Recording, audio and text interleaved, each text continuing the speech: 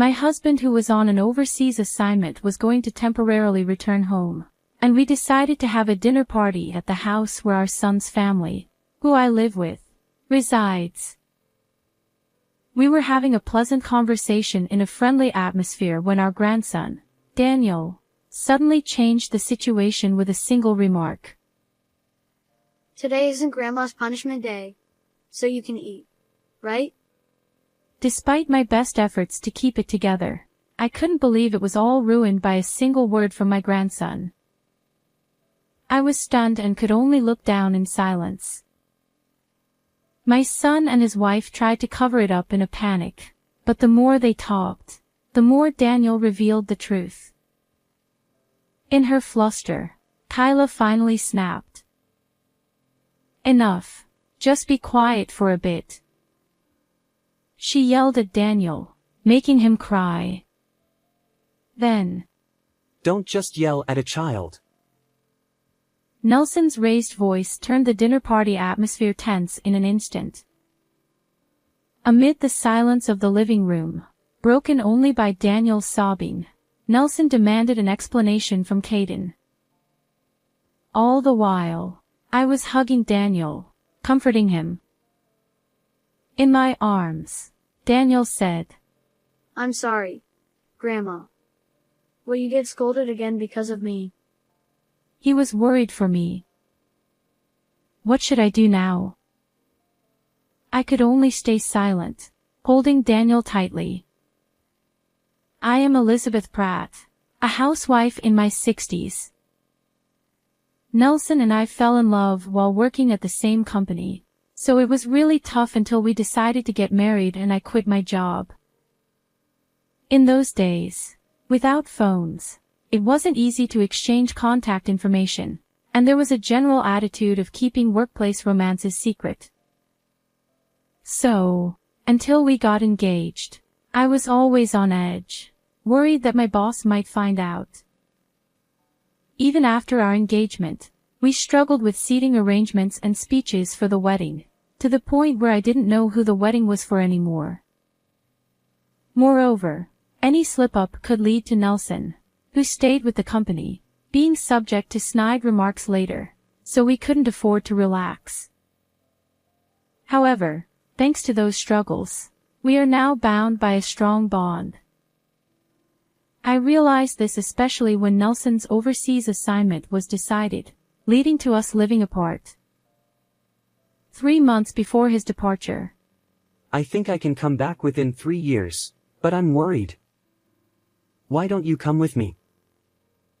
I appreciate the thought, but at my age, moving overseas is too much. Unlike you, I can only speak English. Nelson was always worried about leaving me alone in America.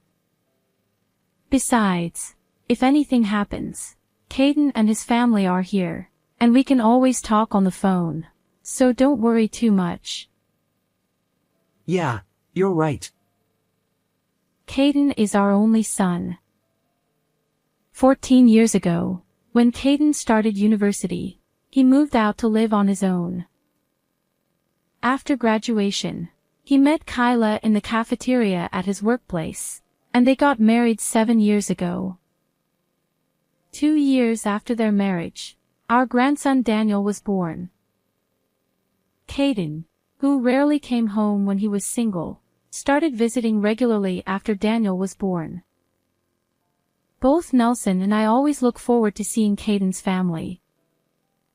But beyond that, our time as a couple was very peaceful and enjoyable. Especially, Nelson planning trips for us during his long holidays made me happy. I've been busy with work and left everything at home to you. From now on, let's spend more time together as a couple. He would always take me to the places I wanted to go. For us, this was the first time Nelson had to live alone for work. Moreover, since it was overseas, returning home wouldn't be easy. It was understandable that Nelson was worried. However, if anything happened, Caden's family, living just 15 minutes away from the nearest bus stop, could help. So I always reassured Nelson that there was no need to worry. About a month and a half before Nelson's departure, I injured my back and had to go to the hospital. It was a mild case of a herniated disc, so I could manage going to the hospital and maintaining minimal daily activities on my own. However, to Nelson, who was about to leave, it was a major concern, and he said he would delay his departure until my back healed. I appreciate the thought, but it's not something that should delay your work. But I can't leave you alone like this. What if something happens? I tried to reassure him, but Nelson was adamant about not leaving me alone. Days passed with our discussions going nowhere. We're both adults, so don't worry about something like this. If anything happens, Caden and his family will help. As usual, I was trying to convince Nelson. Then, he had a flash of inspiration and said, Caden. That's it. Let's ask if you can live with Caden. Ha! Nelson immediately called Caden and explained my back situation and his overseas assignment. After hearing the story, Caden said, I understand. I'll talk to Kyla, so give me a moment. He then hung up. I thought it was impossible for them to agree to such a sudden request to live together. However, Caden's answer was completely opposite to my expectations. Kyla agrees too. It's only for about 3 years, right? That's no problem at all. I see. That's a relief. We should thank Kyla soon. Caden, take care of your mom. So, I ended up living with Caden's family, pushed by Nelson. Caden's wife, Kyla, worked as a chef in the same company cafeteria where she met Caden. A year ago, they opened their dream restaurant and both worked hard together. I'm sorry for asking you to take care of me when you're so busy with the new restaurant. A few days after deciding to live together, we had a dinner with Caden's family. While Nelson and Caden were chatting and drinking, I quietly apologized to Kyla. I thought it must be a burden for Kyla to take care of an injured mother-in-law for 3 years, especially at such an important time for her restaurant. However, Kyla said, "Don't worry about it. We help each other in times of need. Also, once you feel better, could you occasionally look after Daniel?" Kyla asked me. He's in daycare, but he's always alone from evening to night. Seeing Kyla's apologetic expression, I understood why she agreed to live together. She probably wanted me to look after Daniel. Of course. If there's anything else I can do, don't hesitate to ask. I replied with a smile, and Kyla also smiled, relieved. I was truly relieved that I wasn't just a burden. Living with Caden's family was more peaceful and comfortable than I had expected. Not only did they accept me willingly, but they also provided me with a room of my own since they had an unused one. Wanting to be of help to Caden's family, I started doing the laundry, washing dishes, and picking up Daniel from daycare. I also began cooking dinner in place of Kyla, who often worked late due to preparations for the next day. Caden and Kyla always expressed their gratitude, and I could spend all my time with my adorable grandson. Although this cohabitation started on Nelson's sudden whim, I was truly happy and spent each day grateful to my husband and son. However, this happy time did not last long. The trigger was an innocent comment Daniel made during dinner. I like Grandma's food better than Mom's. Oh dear, thank you. There was no way my simple home cooking could surpass a professional chef, but to Daniel, who had parents running a healthy restaurant, my American-style cooking might have seemed delicious. Additionally, Daniel proudly mentioned that he could eat vegetables he usually disliked if I cooked them. I praised Daniel, telling him he was amazing. To be honest, Daniel's likes and dislikes were very similar to Caden's when he was a child. So, I just made the dishes that Caden liked, and by coincidence, Daniel ate them too. However, this seemed to have struck a nerve with Kyla. If you like Grandma's cooking so much, why don't you have her cook for you every day from now on? Kyla's expression was calm, but her tone clearly indicated she was angry. Both Caden and I sensed that saying anything unnecessary would be unwise and continued eating in silence. However, 5-year-old Daniel didn't notice this and said, Really? Yay. I get Grandma's food every day. He was overjoyed. Seeing Daniel's reaction only made Kyla's mood worse.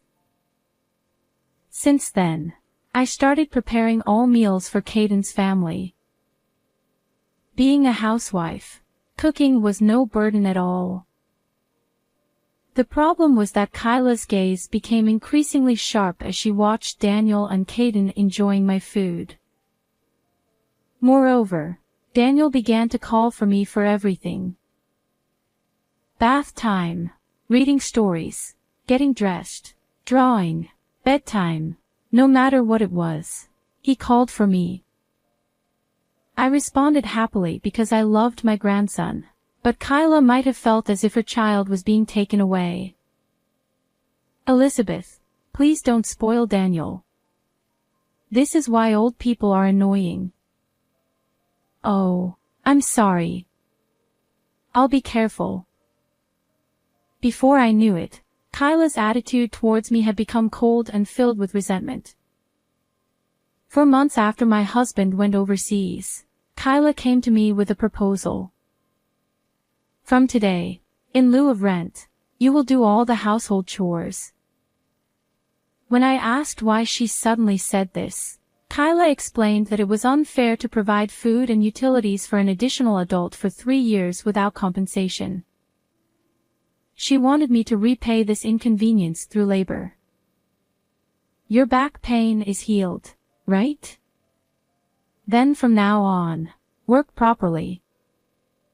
Her cold gaze and matter-of-fact tone left me speechless. Was this really the same Kyla I knew before living together? Though I was terrified by how much she had changed, I decided to comply silently. After all, she had a point. Expenses had increased with one more adult in the house. I understood her desire to offset this through chores. I resolved to be more considerate of Kyla and reduce her burden. By doing so, I hoped she would calm down and things would return to how they were. At that time, I genuinely believed that with effort, we could restore our good relationship. However, this hope was soon shattered. When I folded the laundry, I was scolded for doing it poorly. When I washed the dishes, I was berated for doing it badly. When Daniel showed affection towards me, I was accused of bribing him with food to win his favor. No matter how hard I tried to be considerate, it only seemed to provoke Kyla more. Still, I continued to handle household chores for the sake of my son and his family. The only solace I found was that Daniel and Caden enjoyed my cooking and finished their meals. However, even this soon became a problem. What's so great about this old-fashioned home cooking? It's bland, unattractive, and inedible. After saying this, Kyla would head to the kitchen, cook a meal for herself, and eat alone. The atmosphere at the dinner table was icy, as if we had seen a ghost. I was too scared to move, fearing what harsh words Kyla would say next. Daniel, sensing the tension, lost his appetite and left his meal unfinished. When dinner ended and I stood up to clear the dishes, Kyla called out in a cold, low voice. "Elizabeth, sit down for a moment." Dreading the reprimand, I sat back down and cautiously looked at Kyla's face, which was more hostile than ever. "I'm a professional. When I cook, it incurs a cost. Do you understand?" "Yes, I understand." I forced out a response. "Since you made me cook outside of work, you need to be punished." The word punished sent a chill down my spine. What more could she do when I was already feeling so broken? With my fingers growing cold and clammy with sweat, I waited for her words.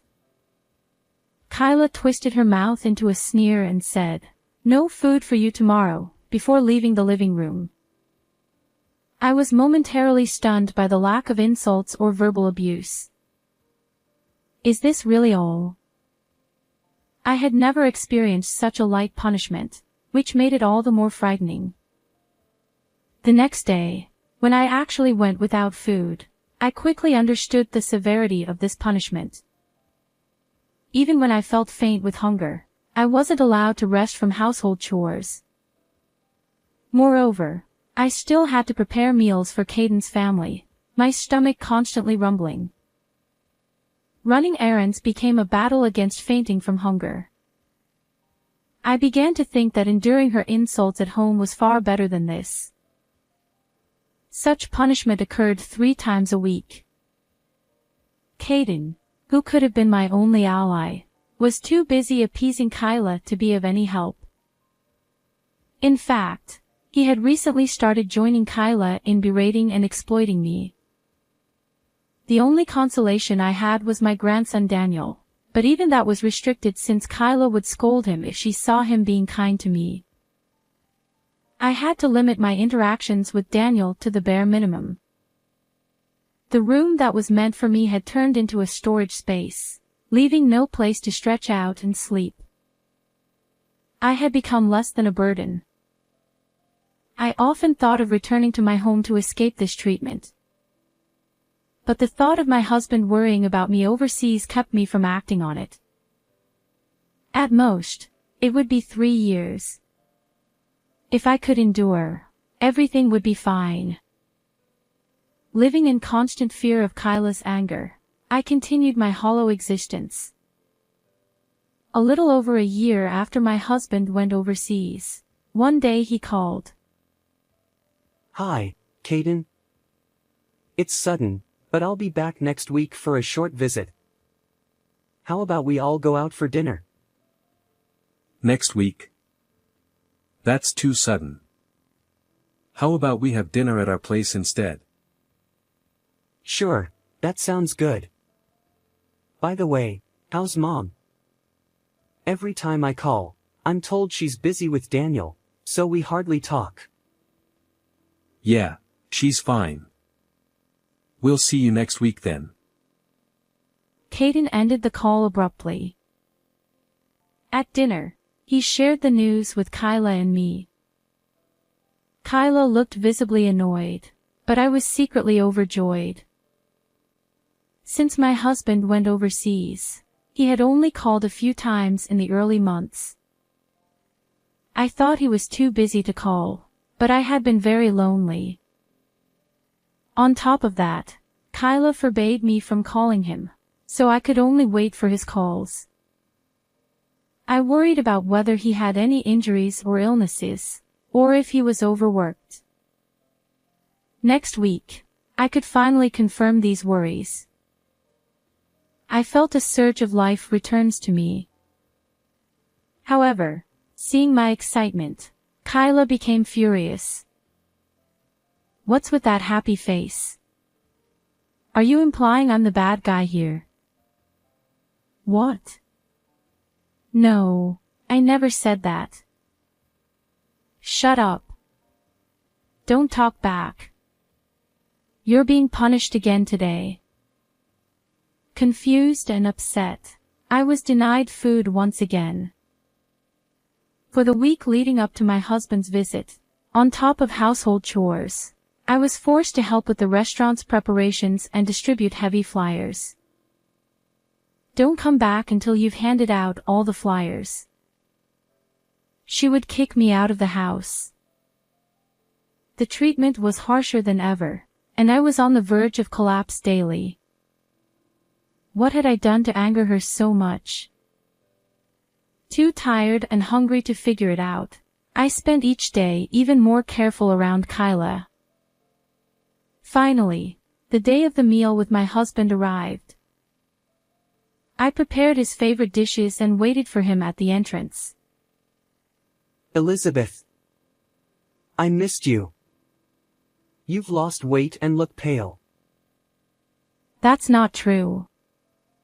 You look exhausted too. His sharp observation made me nervous. The past week had been so punishing that I was truly on the brink of collapse. But I tried to hide my poor condition so as not to worry him.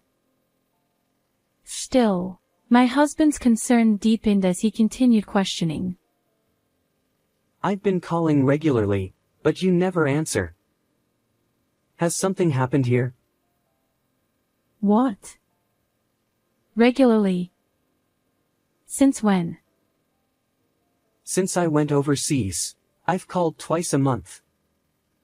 I was always told you were busy with Daniel. I had no idea he had been calling so frequently.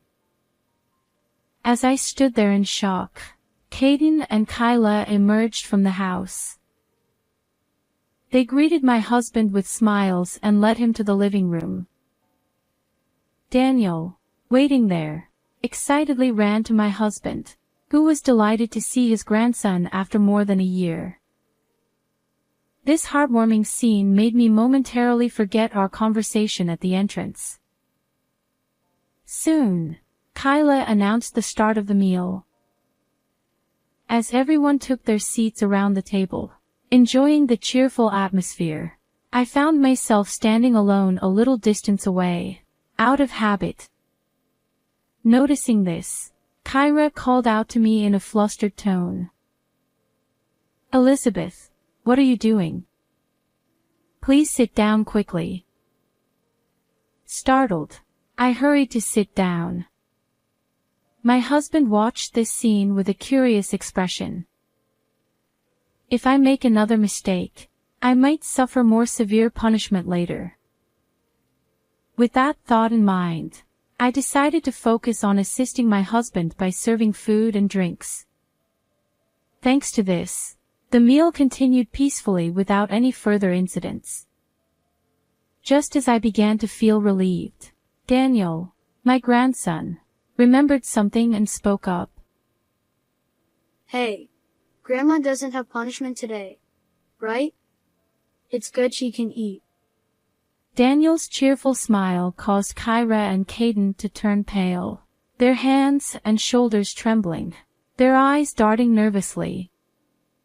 Anyone could see something was wrong, but they forced smiles and desperately tried to cover up Daniel's words. The more they talked, the more Daniel, oblivious to the situation, kept speaking the truth. Panicking, Kyra finally snapped. Just be quiet for a bit. She yelled, causing Daniel to burst into tears. Seeing this, my husband raised his voice in anger. Don't shout at the child like that. The pleasant meal instantly turned tense. In the now silent living room, only Daniel's crying could be heard. My husband, with a voice lower and heavier than I had ever heard, demanded an explanation from Caden. I spoke to Elizabeth earlier, and she said she didn't know about the bi-monthly calls. What's going on? Well, that is. I mean. Facing his father's stern demeanor for the first time, Caden was visibly shaken. My husband's persistent questioning led Caden to confess everything about their treatment of me. Throughout this, I held and comforted Daniel. Despite fearing more scolding from Kyra later, I couldn't leave my sobbing grandson. Sorry, Grandma. Will you get scolded because of me? I gently stroked Daniel's head. Don't worry. Daniel, you did nothing wrong. I reassured him as best as I could. After about 10 minutes of questioning, my husband, overwhelmed with disappointment, buried his head in his hands. Discovering that his son and daughter-in-law had been mistreating his wife was hard to believe. Adding to his distress was the fact that he had proposed the cohabitation and had supported the restaurant's opening. The shock was immense. I trusted you both, which is why I supported Elizabeth living with you and helped with the restaurant funds. What were you thinking? After pondering for a while, my husband suggested ending the cohabitation. He also demanded the immediate return of all the living expenses he had sent during this period. Hearing this, I was shocked. What? Wait a minute. What living expenses? You didn't know about that either. Seeing me shake my head, my husband looked even more dejected and glared at Caden and Kyra. According to him, when the cohabitation was arranged, it was agreed that he would send $300 monthly for my living expenses. Caden was supposed to inform me about this arrangement later. But I had never heard anything about the remittance. Instead, I had been told to work to cover living costs and had been treated like a servant. Upon learning this, my husband, in a steady and grave voice, demanded Caden return all the money. All of it. The restaurant funds and the living expenses. Return everything. Hearing this, Caden and Kyra turned pale and began apologizing, even bowing down to my husband. Kyra explained that despite 2 years since opening, the restaurant had been struggling, which fueled their resentment toward me for living comfortably with Daniel. Caden admitted to keeping the remittance for themselves and preventing my husband's calls to hide their actions. Although they apologized and promised to change, my husband's anger did not abate. He took me back to my family home and, during his short stay, retrieved all the money he had given Caden and Kyra. Before his departure, he arranged for me to stay at a business hotel, ensuring my safety until he could return from overseas. I'll arrange to come back to the US soon. The hotel staff will keep you safe until then. Though I felt staying at home was enough, I agreed, not wanting to worry him further. Hotel life proved to be comfortable, and my health and spirits improved remarkably. In less than a month, my husband returned. The hotel bill was staggering, but he was relieved to see me looking healthier. I felt profoundly grateful to have such a caring husband. Back home, Caden and Kyra frequently visited, pleading for more financial support. However, the trust once broken could not be restored. Their restaurant, struggling even more, eventually closed within 2.5 years. Their dreams shattered, and their marriage fell apart.